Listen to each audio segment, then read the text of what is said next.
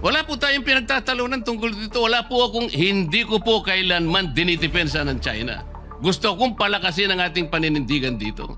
Bakit hindi po tayo magkaintindihan? Napakasimple lang nun. Hindi tayo Wala pong coordinates talaga. Hindi po ang mapa lang po ang magbibigay ng coordinates. malamang marahil hindi tayo magkakaintindihan dahil gaya ng nabanggit ko kahapon, kahit na magdebate tayo hanggang sabi ko nga, Kingdom Come, tungkol dito sa meets and bounds na ito, hindi magbabago yung arbitral ruling na sinasabing mali ang China. Mr. President, may I begin my interpellation by a short manifestation or rejoinder for that matter, considering that my interpellation was cut short yesterday. May I proceed, Mr. President? Mr. President, my interpellation yesterday was not intended to weaken our national position on our sovereignty, on our sovereign rights, but to strengthen it through clarity. Because in matters of sovereignty, maritime rights, and territorial claims, precision is patriotism. Ang layunin ko po dito, Mr. President, ay hindi upang ipagtanggol ang anumang banyagang interes, katulad ng China, kundi para patatagin at linawin ang ating paninindigan bilang isang bansa, upang kahit karaniwang mamamayan ay lubos na maintindihan ang sitwasyon, lalo na sa West Philippine Sea. Dahil ang pagtatanggol sa bayan ay nagsisimula sa pag-unawa at katotohanan. The purpose of my questions yesterday, Mr. President, was to point out gaps in our understanding and knowledge of the West Philippine Sea, in that there are key aspects that the arbitral award did not resolve, and that our laws from PD 1596 to RA 9522 and RA 1264 did not address. Thus, my call is for an open discussion of the issues as mature, not amateur persons. Today, the purpose of my questions is to demonstrate why we need to recalibrate our approach in order to bring immediate and concrete benefits to the people. Our method must be focused on bringing food to the tables and alleviating the burdens of our people. In his response yesterday, Mr. President, the good senator said the coastline of Kalayaan Island Group has its own baselines and generated an exclusive economic zone. Mr. President, this response violates the arbitral award, which declared in paragraph 626, the tribunal having concluded that none of the high tide features in the Spratly Islands is capable of sustaining human habitation or an economic life in their own, that such features shall have no exclusive economic zone or continental shelf. Kaya po walang feature sa Kalayaan Island Group, Mr. President, that will be able to generate an exclusive economic zone of its own. Again, in his response yesterday, Mr. President, Senator Pangilinan said there is no need to define the metes and bounds of the West Philippine Sea because this was already settled by the arbitral award. He also said that the arbitral award already determined what the West Philippine Sea is. He also said that the coordinates of the West Philippine Sea can be found in Administrative Order Number 29 and Republic Act Number 12064. This is not right, Mr. President. The arbitral award ruled on the exclusive economic zone, not the West Philippine Sea. These are two different matters, Mr. President. There are features of the Kalayaan Island Group, such as the Pagasa Island and Parola Island, that are outside this exclusive economic zone. The distance of these features are fixed, Mr. President. The arbitral award did not move their location inside the Philippines. Ang alam ko po, ang Panginoon Diyos lang ang makakagawa noon, Mr. President. In saying also, Mr. President, that we should just implement the arbitral award without asking questions will mean that Senator Pangilinan will be content with just the EEZ. Kapag ka nagkaganon, Mr. President, we will be abandoning Pag-asa, Parola, Kota, and Lankian features, given that these are outside the exclusive economic zone. Instead of turning back on these features, Mr. President, I call that we study how to include them in the West Philippine Sea without violating UNCLOS. Also, in his response yesterday, Senator Pangilinan said the arbitral award did not rule on the validity of PD 1596. This is also incorrect. It will be read on paragraphs 573 to 576 that the Spratly Islands can constitute, it ruled on the issue of whether any claimant on the Spratly Islands can constitute it into an offshore archipelago by drawing archipelagic baselines to straight baselines around it. Sabi po ng tribunal, Mr. President, China has no right to do so.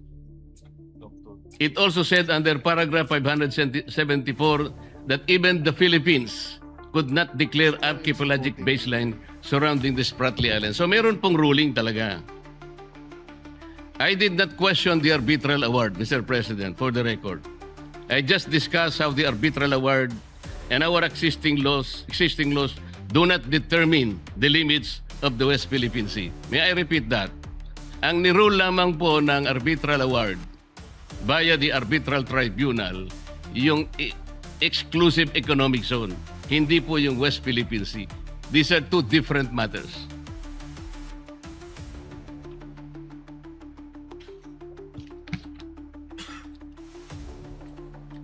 In his response yesterday, Mr. President, Senator Pangilinan quoted the figure 500,000 square kilometers from Justice Carpio's book. Yet in Justice Carpio's decision in the Supreme Court in the case of Magallona versus Ermita, Mr. President, he quoted the government figure that the total area of Philippine EEZ is not 500,000 square kilometers, but only 382,669 square kilometers. If in his book, Justice Carpio included the Philippine rice in his computation, that is also questionable. Para kasing ang nangyari, parang sinama po nila yung Philippine rice. Nobody can claim the waters above Philippine rice. Bullet points lang. Those are high seas, Mr. President. Nobody can claim Philippine rice. This is not a territory. As the Philippines cannot claim them, neither China can. What the Philippine applied and registered for is the exclusive right to exploit the Philippine rice, Mr. President. The only way for China to grab the right is to apply and register with the United Nations. China did not oppose our application in the Philippine rice.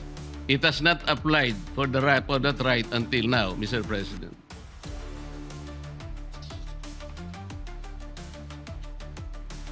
For her part, Senator Ontiveros, Mr. President, yesterday referred to the map of South China Sea in S-23 as Chinese map. She also said that the numbers 6.1 and 6.2 are not coordinates. She then said that maps adopted by the International Hydrographic Organization are not legal but technical only.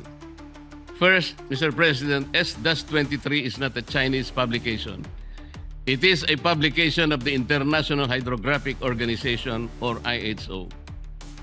IHO is an intergovernmental organization of which the Philippines is a part. Second, as the note written beside the map says, the numbers 6.1 and 6.2, etc., refer to the chapter or sections where the coordinates of the bodies of waters can be found in S-23. Hence, the coordinates of South China Sea are listed in chapter 6.1. On the map, Mr. President, the coordinates are the points that are connected by red lines. Finally, S-23 is not meant to be a legal title. Tama naman po yun. They are just maps. Under international law on territorial disputes, maps have no evidentiary value. However, S-23 was used by the Philippines in the South China Sea arbitration. Moreover, we need to put West Philippine Sea on an internationally recognized map.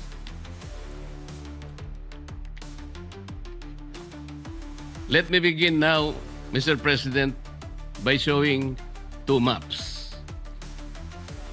Pwedeng pakilagay yung first map.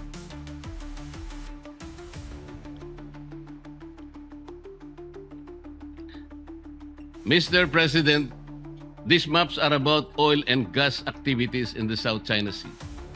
On both maps, you will see squares and rectangles. They represent oil and gas blocks that have either been merely offered or already licensed and operating. Please bear in mind, Mr. President, that each square and rectangle represent foreign investments running in the millions and to billions of dollars.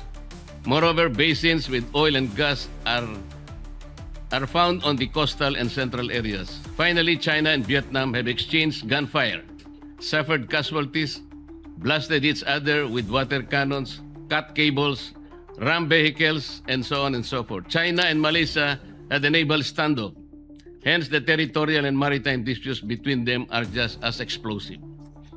Map 1, Mr. President, was published by New York Times in 2013.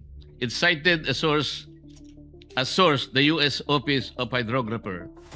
In Map 1, Mr. President, you will see gray squares and rectangles along the shallow coast of the South China Sea. Notice that adjacent to the Philippine coast are around 5 to 6 blocks. On the side of Malaysia, there are 12 to 15, Vietnam 30 to 35, and China approximately that number also, 30 to 35. Then we go to Map 2. It was published in 2024 by the U.S. Energy Information Agency. First, you will notice the blocks have moved to the deep water areas. Second, the blocks colored in pink are those of the Philippines. Ang mga blocks po ay halos 8 hanggang 12 lang, Mr. President. Malaysia in blue, around 60 to 70. Vietnam in maroon, 70 to 80. And China in yellow, around 60. Third, notice the blocks that are not just claimed but even licensed by both Vietnam and China. These are shaded in orange. I hope, Mr. President, the good senator, will agree that from these maps, we derive numerous lessons. First, despite the arbitral award, oil and gas activities on the Philippine side have stagnated. 6 to 8 lang. Second, it is obvious that the oil and gas activities of Malaysia, China, and Vietnam are robust, if not booming. Third, the licensing overlaps are being managed by experts at the enterprise and state levels. Hence, we hear about flare-ups between China and Vietnam, but they do not escalate. In fact, some of the overlapping blocks are operated by one international petroleum corporation.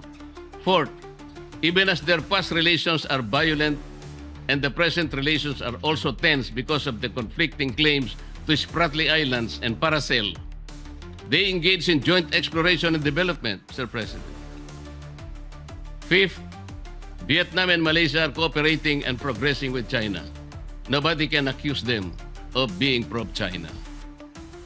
May I ask the Senator if we would agree that based on these maps, Vietnam, China, and Malaysia are succeeding in oil and gas exploration, but our exploration in our part of the world have stagnated. Would you agree, Your Honor? Well, there are several other factors for the reason why the area is underdeveloped, and the areas of Malaysia, Vietnam are developed apart from the conflict with China. In fact, just 2 weeks ago, there has been a discovery of natural gas deposits in the Malampaya area. So there are many factors. It is not just the conflict with China that is a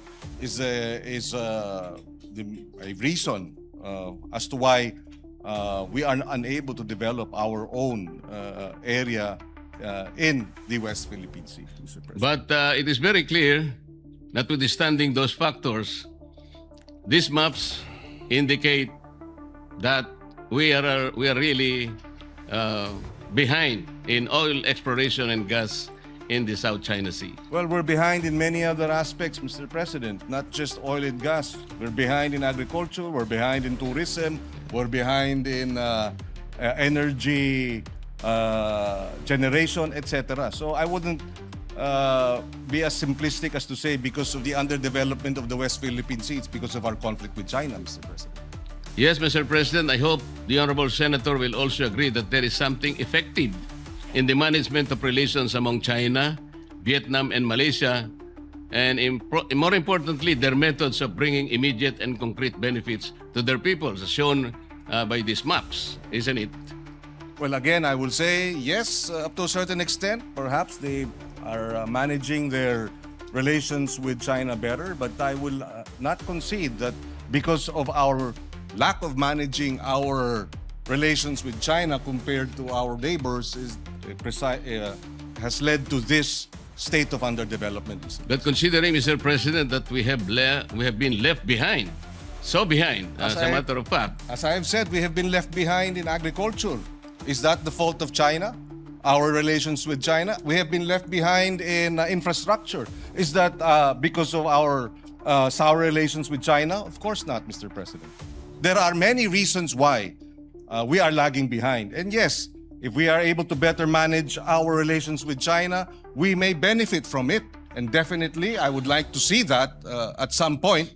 But at this point, Mr. President, we're fighting for our sovereign waters and our territorial sea. And I think in this case, we should rally behind the Filipino claim in the arbitral ruling, Mr. President. Our agriculture is lackluster. Our tourism is not giving us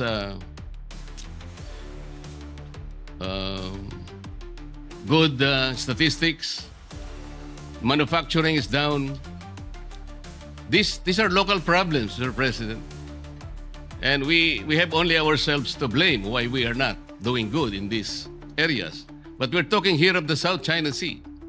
We're comparing how, despite the tensions, the hostilities between countries like Vietnam and Malaysia, but they are able to manage their relationships.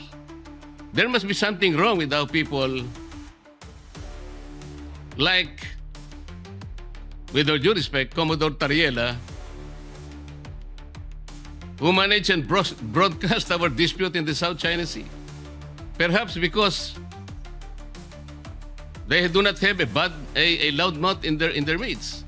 Tayo meron ang dami. Whereas what we have been doing for years is not working. Kagaya po ng pinakikita ng mga mapa na yan in the South China Sea. We have to sit down. Talk rather than imbes na magpatutsadahan po, wala pong nangyayari. Ito po yung naging bunga kung bakit po tayo biglang nawala sa ere. I know that being bombastic, Tariela earns him likes and makes him probably feel like a rock star, Mr. President. I know national anger sells newspapers. I know mindless patriotism wins accolades. But in reality, as the map show, Mr. President, we are all losing out and are being left behind. The way forward, Mr. President, is open discussion. The starting point is respect for each other's views and the views of our opposing claimants, be it China, Vietnam, Malaysia, etc. The draft resolution, with all due respect, is not the right start, Mr. President. Mr. President, if I may just point out, the matter of Commodore Tariela, whether we agree to his statements or not, is one issue. Another issue, Mr. President, is that the Department of National Defense and the Armed Forces of the Philippines have rallied behind Commodore Tariela and condemned the behavior and the actuations of China's embassy officials. If I may quote, the Department of National Defense and the Armed Forces of the Philippines strongly condemn such an affront to any of its members and reiterates that it shall not be cowed by any official of PROC, whether in their homeland or as guests here. And we shall continue to speak against their lies and malign actions when such are committed. That is our Department of National Defense. That is our Armed Forces of the Philippines, Mr. President. The very least that we should do as a Senate is rally behind our Department of National Defense and our men in uniform who risk their very lives to defend the West Philippine Sea, Mr. President. So the actuations of Commodore Tariela may not be, may find discomfort with some of our colleagues, and we will respect that. But our defense establishment and our armed forces have spoken. And I believe senators must rally behind and defend and support our defense establishment in view of the aggression and the of China in our sovereign waters and our exclusive economic zone as well as our continental shelf, Mr. President. I will go to that point, Mr. President. But we can also draw lessons from the experiences in the Philippine Sea.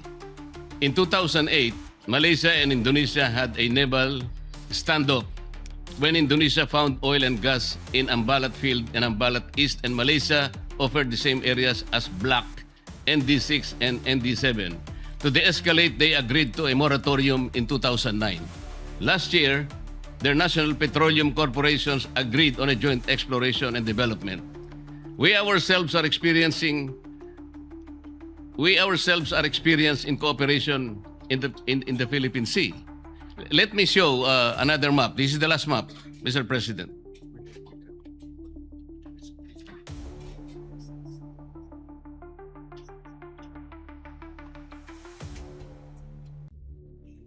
Mr. President, just a fine point. Yes, we too have disputes with Vietnam, with Malaysia, and even Indonesia, Mr. President. But the difference is that they do not water cannon us, and they do not ram their ships, their coast guards, their coast guard, the Chinese Coast Guard, to our Philippine ships, Mr. President. It's an entirely different story in that regard, Mr. President. Let me show you this map, Mr. President. This map is from the US-funded think tank Asia Maritime Transparency Initiative, or AMTI. On the map are areas marked with X. On the upper right hand of the South China Sea, the mark refers to the exclusive economic zone and continental shelf overlap between the Philippines and Taiwan. We have a fisheries and law enforcement agreement there. On the lower left hand, Mr. President, the mark represents the dispute over extended continental shelf between Philippines, Malaysia, and Vietnam. We are in discussion with Vietnam now. On the bottom corner are disputes over Sabah and the territorial sea and contiguous zones it generates. In Sulu Sea and Celebes Sea, we have a tri-point with Malaysia and Indonesia, and the same in the Philippines with Indonesia, Palau, Japan, and Taiwan, emanating from Pratas Island. However, this map will demonstrate to us, Mr. President, the complex territorial and maritime disputes facing the Philippines. Malaysia is in the Sulu Sea and Celebes Sea, with Indonesia over continental shelf in the Celebes Sea, with Palau and Japan, Ryukyu Islands in the Philippine Sea, with Taiwan in the Basi Channel, with China, Malaysia, and Vietnam in the South China Sea, and with China, Taiwan in the South China Sea over the maritime zones generated by Pratas Islands. We must be doing something right in the management of this dispute, Mr. President. Yes, we are, and Yun nga po. Kaya and- po and pinipilit the- kong ipaliwanag na bakit dito sa mga areang ito ay nagagawa po nating i-manage ang hindi natin pagkakaunawaan. Ang sabi po nyo kanina, because they are not water cannoning us. They are also not aggressive. They are not coercive, and therefore there will be no escalation. The aggression of China is primarily the reason why tensions in the disputed areas have risen over time. We have in fact filed 245 protests against China's incursion and illegal activities in our exclusive economic zone since 2022, Mr. President. We also exercise diplomacy. We recognize, and that's precisely why we brought the matter to the tribunal. We recognize that China is a power, economic power, and an emerging military power. And what do small nations like us have? We have the rule of law, international law, and that's why we brought this matter to the International Arbitral Tribunal, Mr. President. We are not the problem here, Mr. President. It is China, the aggression of China, that is the problem here. Mr. President, si Commodore Tariela po ba ginawan ng caricatures or effigy yung mga heads of state ng Vietnam, ng Malaysia, at iba pang karatig bansa? Hindi kailangan, Mr. President, dahil wala naman silang pag-water cannon sa atin. Hindi naman po nila sinasagasaan ng ating mga mangingisda o inaaresto. Hindi na naman nila, yun na nga, binabangga, wino-water cannon. Yung may aksidente pa na kung saan yung Chinese vessel ay iniwanan ang 22 mga mangingisda natin. At sino ang sumalba sa kanila? Vietnam ang sumalba sa kanila. So bakit tayo makikipagpalitan ng maanghang na salita sa mga meron tayong sabihin na nating maritime disputes na hindi naman tayo inaapi at binabalahura at binabastos, Mr. President. Mr. President, hindi lang po si Commodore Tariela for the record.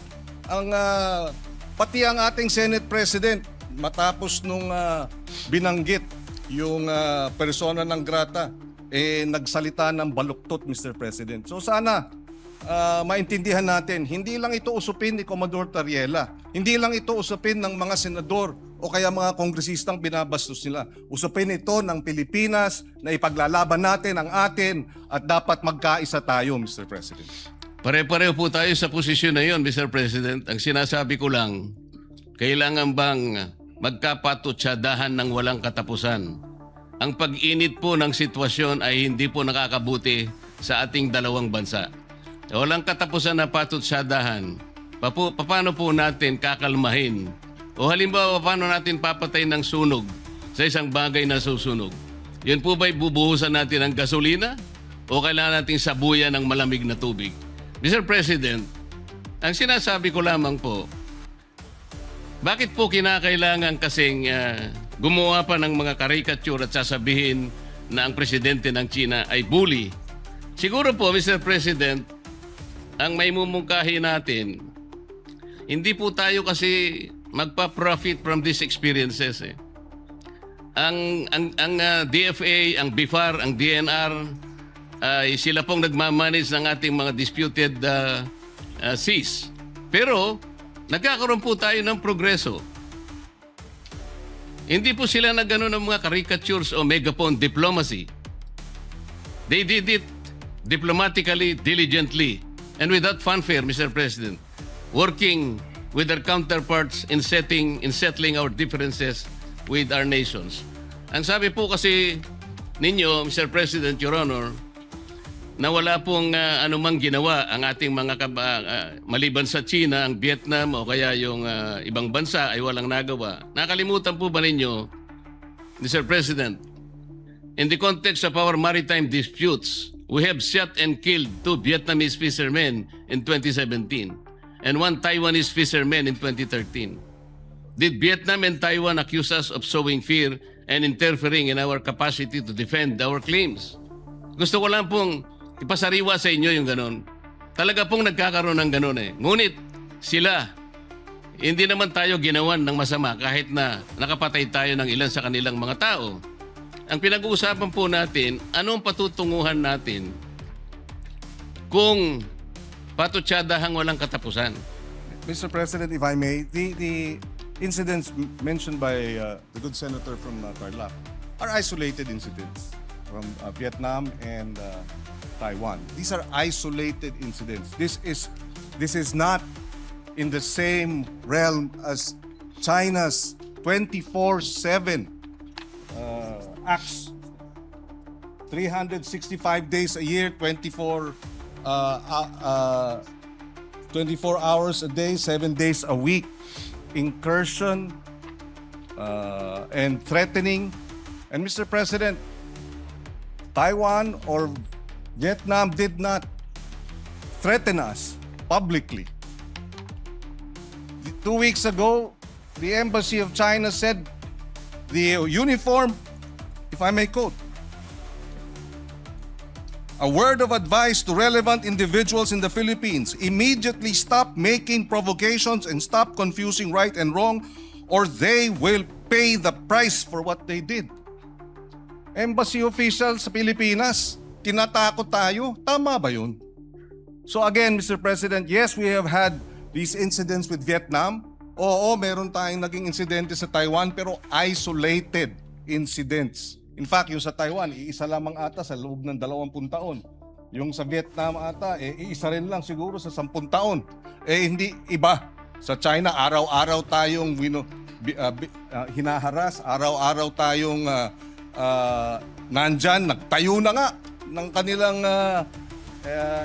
airport, artificial islands, lantaran, Mr. President. So, apples and oranges ang pinag-uusapan yung insidente natin with our neighbors like Vietnam and Taiwan compared to China. Ibang-iba po. Isolated or otherwise, Mr. President, nakapatay tayo ng kanilang tauhan. Ilan po ba ang pinatay ng China sa atin?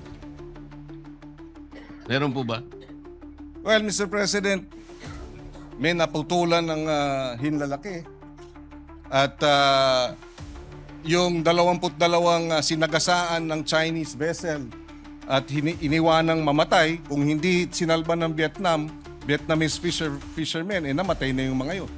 So, Ilan po ba, Mr. President, ang sinalba ng China kamakailan? 17 Filipinos. 17 fishermen. at Ano po ang nagpapasalamat ginawa ni Commodore Tariela? At He was very nagpapasalamat condescending, Mr. President. Imbes na pasalamatan niya ng buong puso sapagkat 17 mga kababayan natin ang naisalba, yung kanyang pagpapasalamat na ginawa is condescending, Mr. President. Uulitin Let me suppose that the embassy that is challenging your position, Mr. President, is questioning your knowledge. What if the Vietnamese or Malaysian, what if China tells the Philippine embassy in Beijing not to post or publish views that contradict the international law opinions of Chinese officials? Would that be acceptable to the Philippines? I'm sorry, Mr. President. I beg your indulgence. You are saying that if Vietnam publishes... sorry, I missed the... No, the what last... if China tells the Philippine embassy in Beijing not to post or publish views that contradict the international law opinions of Chinese officials? Would that be acceptable to the Philippines? Halimbawa lang, sinabihan yung ating embahada doon, huwag kayong magpapublish ng mga views. Well, Mr. President, that's their country. They will do what they will do. They will... in fact, there is no freedom of the press in China, Mr. President. So, if the government does that, then we will have to respect their position because we are merely guests in China, just as they are merely guests in the Philippines, Mr. President. I would disagree, Mr. President. That will be unacceptable to me. Another question. The Philippine Embassy in Beijing assists the Philippine Coast Guard and DND in monitoring Chinese vessels in the West Philippine Sea. Have you heard China complain that this essential work of the Philippine Embassy interferes with Chinese internal affairs? Mr. President, whether they complain or not, they're already in our exclusive economic zone.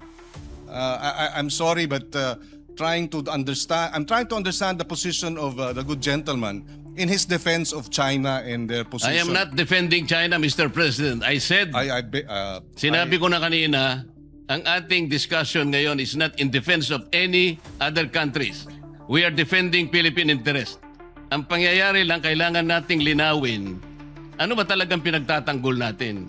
Kung hindi po tayo nakatitiyak kung anong area ang pinagtatanggol natin, hindi po malinaw. Pati paggasta natin ng budget, kung alin ang dedepensahan natin, yun lang ang punto rito eh. At pinaliliwanag ko kanina pa sa pamagitan ng mga mapa, hindi po nagkakaroon ng positibong resulta sa ating bansa, yung pagbabangayan. Nakita na po natin the South China Sea is rich in mineral deposits, in oil and gas. Nauhuli na po tayo dahil patutsadahan ng patutsadahan.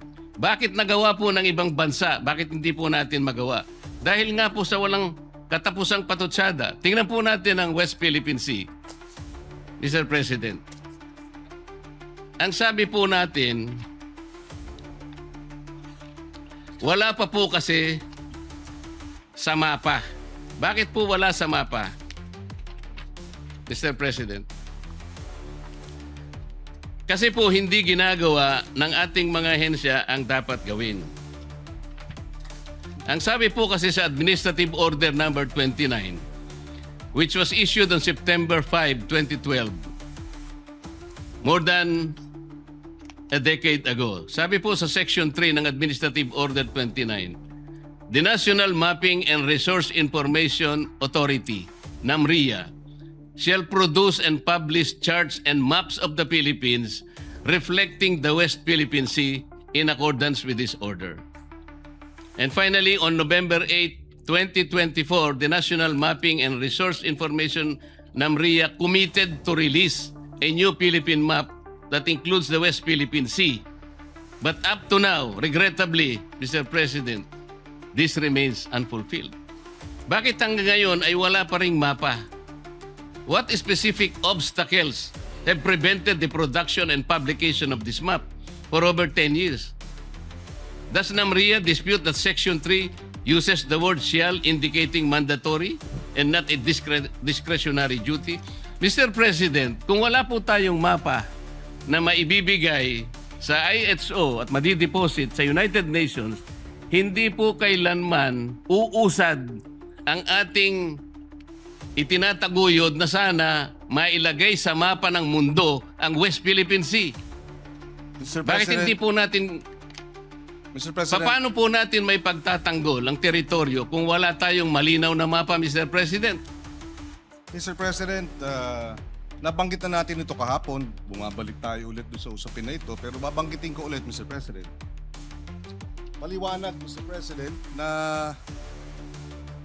under Republic Act 9522, yung baseline law, Republic Act 12064, Philippine Maritime Zone Act, at yung AO 29, maliwanag na in-identify ang West Philippine Sea.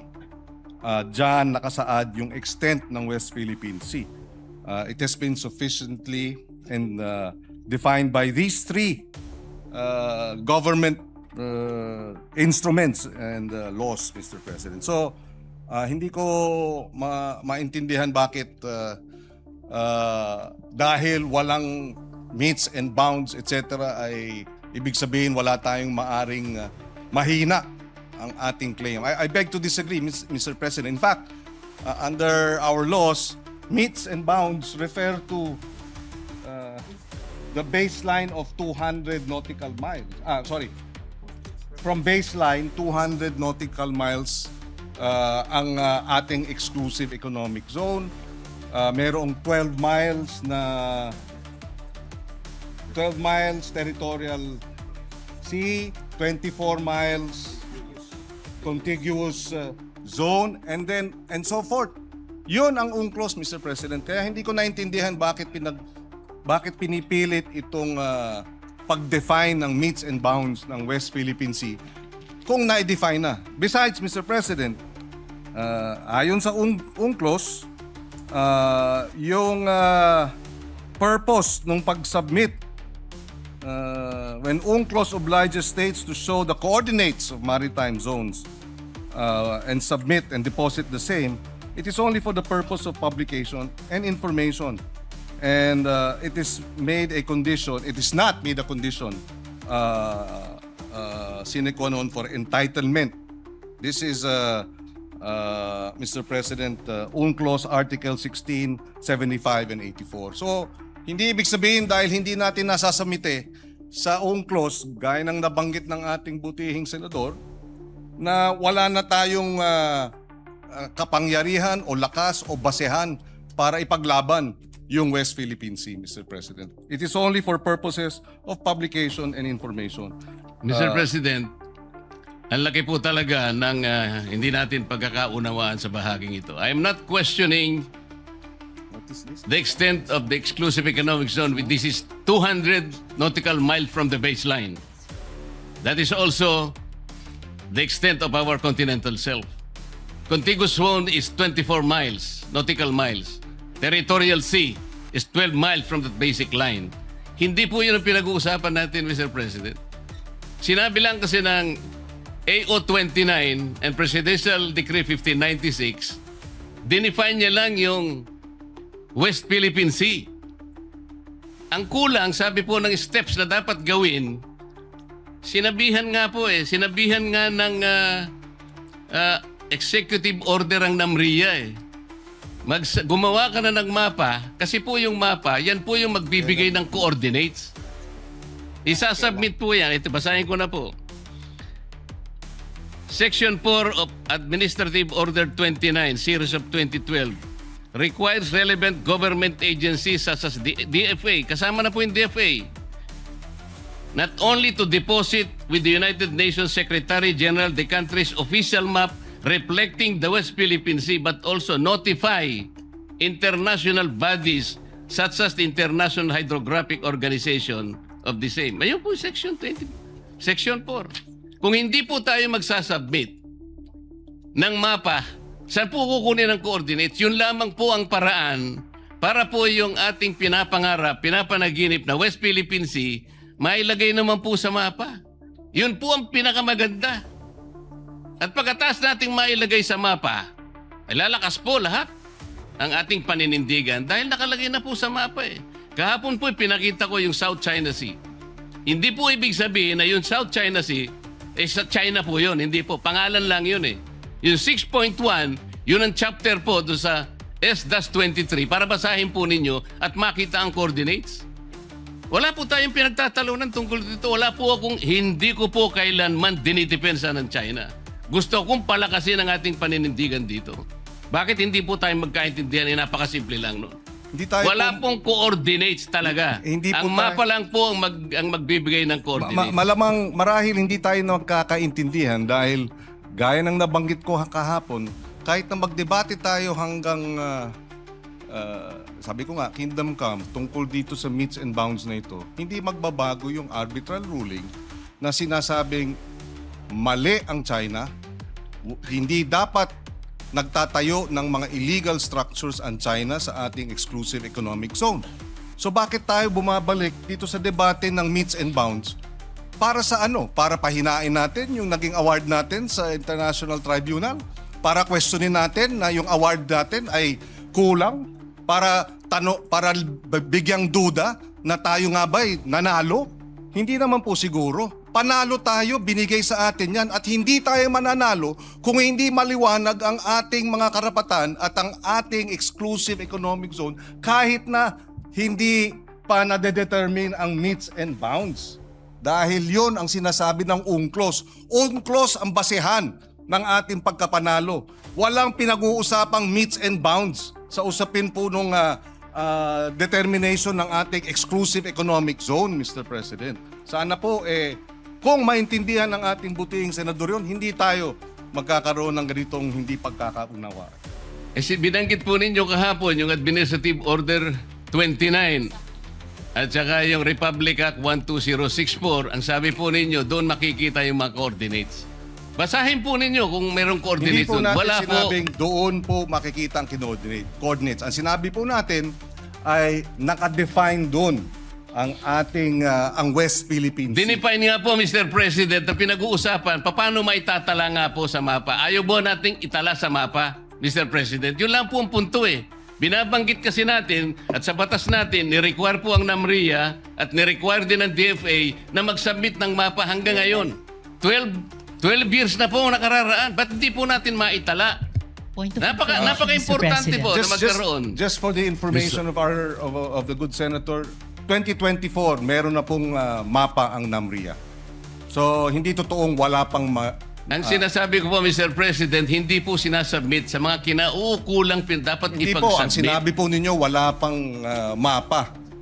Iba po yung hindi sinasubmit. Kahit na may mapa po, kung hindi nyo sinasubmit, hindi rin po tayo Pero magtatagumpay sa correction ating lang po. paninindigan na maitala natin po sa pandaigdigan talaan ng mga dagat ang West Philippine. Hindi po ba importante sa inyo na maitala natin ang West Philippine Sea? Mr. Senator, Point of information, Mr. with the President. indulgence of Senator Pangilinan, Senator Risa Ontiveros, you're recognized. Salamat po, Mr. President. Tama po si Senator Pangilinan.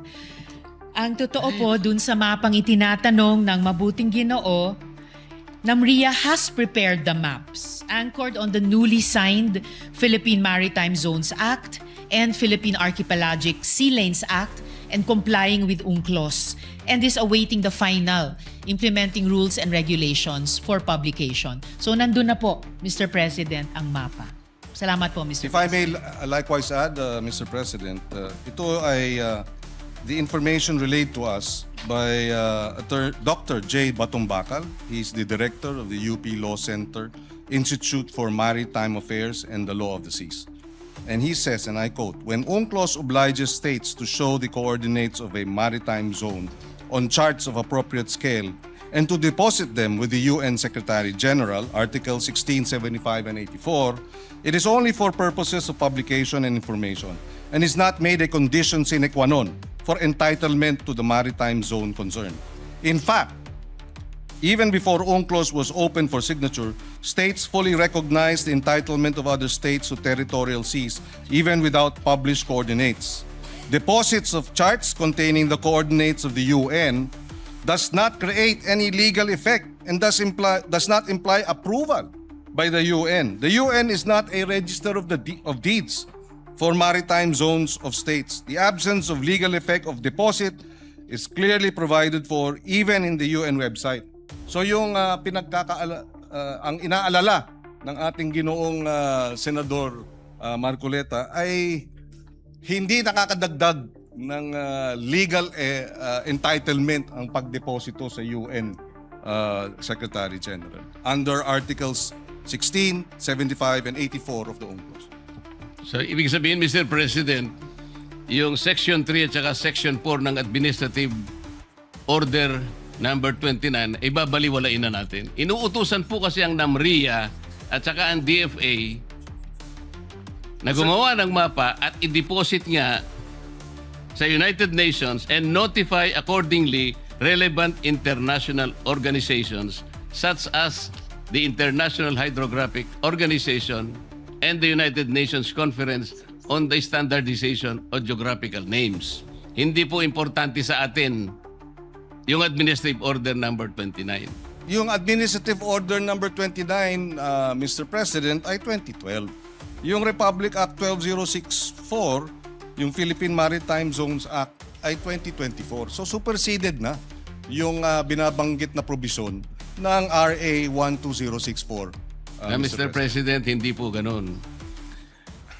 Wala pong nasusupersede dito. Yung 12064, nire-enforce nga po pati yung Presidential Decree 1596. Basahin po ninyo lahat para magkaintindihan tayo ng lubusan. Ang pinag-uusapan po kasi natin, while our laws define the extent of our West Philippine Sea, tayo naman po'y tinatagubilin na gumawa ng paraan para sa ganun, may sama pa yon para po yung mga coordinates na yon ay maisumite sa United Nations Secretary General at sa mga kinauukulang mga ahensya internasyonal. Yun po kasi ang sinabi ng mga batas natin. Sapagkat, alinman sa batas natin, walang sinasaad na coordinates. Ang coordinates po, ang gagawa po niyan NAMRIA. At yan po ay base sa mapa na kanilang gagawin. Yun lamang po ang punto, Mr. President. Wala yatang masyadong dapat na pagdebatihan sa puntong yun. Sapagkat ako, kayo, Mr. President, and the good Senator, gusto rin natin talagang ipaglaban ang tsaga ng atin. Mas maganda kasing ilaban ito kung malinaw na nasa mapa tayo ng pandaigdigang talaan ng mga dagat. That is the whole point, Mr. President. We note, Mr. President, the concern, and I agree with him in that regard that it would be better for us if we do have those coordinates, but it does not in any way diminish what we are entitled to under the arbitral ruling, Mr. President. So, mga Whether- konting tanong na lang, Mr. President. With your indulgence. Yes, please. I'm more than willing to the gentleman from Tarlac and Pampanga. Mr. President. In your sponsorship, Mr. President, you said that the proposed resolution is in defense of our officials when they speak on behalf of our nation. That is correct. Yes, Mr. President. Is the Honorable Senator aware that the Philippine government has a minimum 5 officials who speak on matters relating to the West Philippine Sea? I believe so. You have the DFA, you have the DND, you have, in fact, the more, for me, if you ask me, this is the indicator of a vibrant democracy, Mr. President. But yes, there are about 5, maybe more, even senators and congressmen are likewise speaking on the matter. To be more accurate, Mr. President, Commodore Tariela is the spokesperson of PCG. Assistant Director General Cornelio Valencia Jr., National Security Council. Rear Admiral Joy Vincent Trinidad, Army. Retired Vice Admiral Alexander Lopez, NMC. Consul General Angelica Escalona, DFA. And Nazario Briguera Bifar. They all speak to the public about the West Philippine Sea.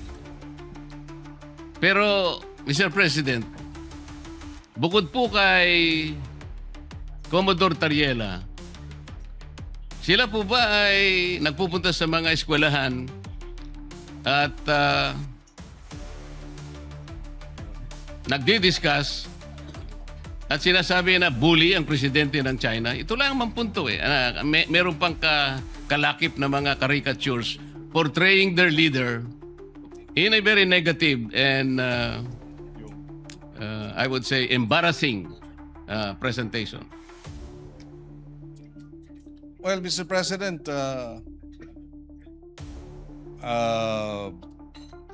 I would defer to our men in uniform. Isn't that part of the Philippines' right to expression? That too, Mr. President. Yes. First, I would. Freedom of expression, we have that. They do not have that in China. That's the problem. And he is answerable to his superior officer, and the DND and the armed forces have already issued a public statement in support of their men in uniform when they speak on the issue, because precisely the bullying. In fact, the DND described the acts of China as bullying, Mr. President. So babalikan ko po. Bakit si Commodore Tariela lang ang ating pinupuntire rito when the Department of National Defense... Kasi siya lamang po, Mr. President, ang gumawa ng caricature. Tinatanong ko nga po, yung po bang iba, yung 4 na binanggit ko kanina, na may karapatang magsalita para sa ating bansa, gumamit ba sila ng ganong pamamaraan? Yun lang po yung tanong. Pero siguro po, isasagot nyo, hindi. So, ano po naman, bakit naman? Mr. President, pati ang embassy ng China naglalabas ng caricature din eh. Ng ating mga opisyal. Ang China News. China News, Mr. President, talagang ganun po yun eh. Iba po yung lampon, iba po yung ayan po. caricature na nilitaw po ng mga editorials.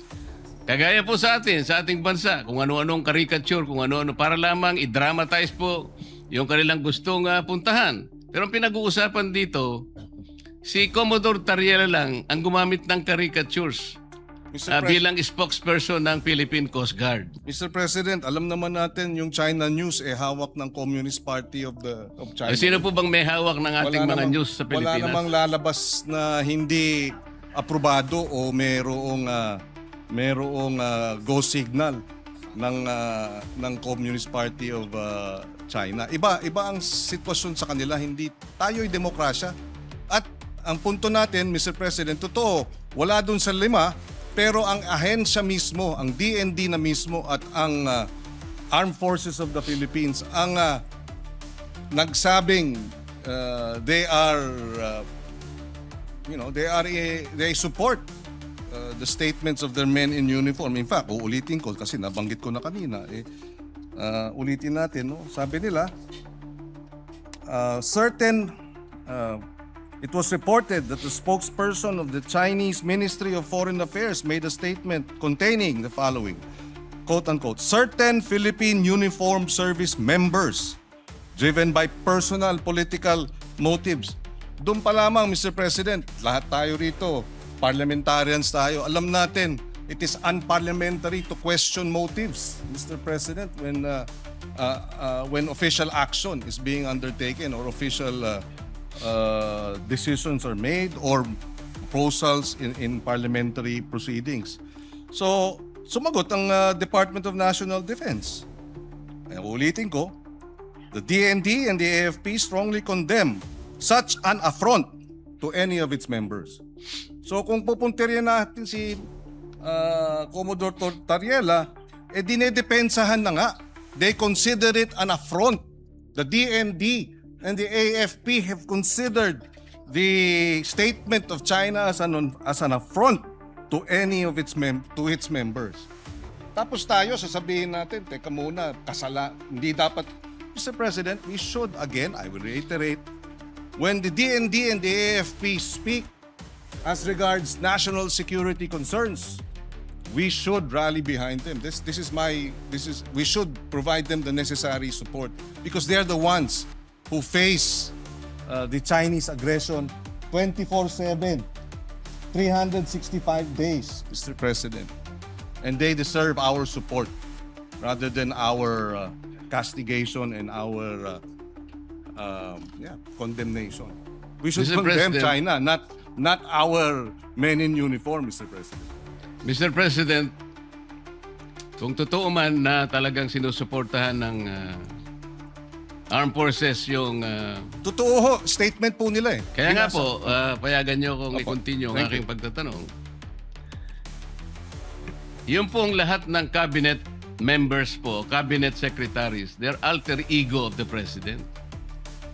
Kung halimbawa po nagsalita na ang presidente, magsasalita po ba sila inconsistent with the statement of the president? I'm asking this question, Mr. President, because on January 29, a few days ago, 2026, the Philippine News Agency released this particular statement from the President of the Philippines. PBBM supports a firm with diplomacy approach in dealing with the rising war of words between Philippines and the Chinese officials over the West Philippine Sea. Pag pinag-uusapan po natin diplomacy, tama po ba yung ginagawa ni... Ako po sinasabi ko lang, nagsalita na po ang Pangulo eh. Firm with diplomacy. Alam po kasi ng Pangulo natin, Mr. President, walang kapupuntahan yung patut sa dahan. Meron po akong record ng mga patut sa dahan, Mr. President, from January 1 hanggang kahapon. Ito po, January 1, nanggaling po sa ating iginagalang na senador. January 9, galing po ay Commodore Tariela. January 10, Tariela na naman. January 12, Philippine National Maritime Council. January 13, Representative De Lima. January 15, Commodore Tariela. January 14 and 15, Commodore Tariela. January 16, Tariela pa rin. January 16, Representative Shell Jokno of the House of Representatives. January 17, National Maritime Council. January 19, Akbayan Party List. January 20, Senator Ontiveros posting on her FB. January 22, Tariela na naman. January 23, again, Senator Ontiveros and Strat-Based Institute. January 23 again, nasama po kayo, Senator Kiko January 24, Tariela na naman. Napakarami po. 3 yung kay Tariela on January 24, January 25, Senator Erwin Tulfo, January 26, si Tariela na naman po. January 27, si Tariela na naman po. Sa tuwing ganito ang ginagawa natin, sagot ng sagot po ang Chinese Embassy. So wala na pong katapusan na pag-iringan at pasaringan na po ito, Mr. President. Ito po bang tagal ng pagpapatutsadahan na to, Mr. President? Nakakahuli po ba tayo kahit na ilang kilong galunggong lang sa West Philippine Sea? Bumababa po ba ang presyo ng bilihin ng dahil sa patutsadahan na ito? Ito po ba'y makakatulong sa atin? Kagaya po ng pinost ko kanina, yung po bang nasusunog na gusali? Para mapatay mo yun, sasabuyan mo ba ng gasolina? O bobombahin mo ng tubig na malamig, Mr. President? Ito lamang po ang pinakapunto rito eh. Mr. President, wala po akong ginagawa para depensahan ang China. Ang ginagawa ko po para magkaisa tayo, hanapin natin ang talagang paraan paano natin lalong palakasin ang paninindigan na to at magsimula tayo. Sana po maitala natin sa lalong madaling panahon yung mapa ng West Philippine Sea at magkaisa tayo ngayon. Ipilit natin yun. Pero kung wala pa po yun, yun nga po, puro ang tinatawag po natin ay megaphone diplomacy na hindi po nakakatulong kahit paano natin kwentahin, Mr. President. Maraming salamat po, Mr. President, at maraming salamat sa inyong panahon, good Senator. At sana sa mga susunod pang panahon ay makapiling natin ang mga ilang taong binanggit sa kapulungan ito para magkaroon po tayo ng kahit na seminar lang. Lalo po nating mapag-aralan kung saan tayo nang gagaling sa lahat ng panig, Mr. President.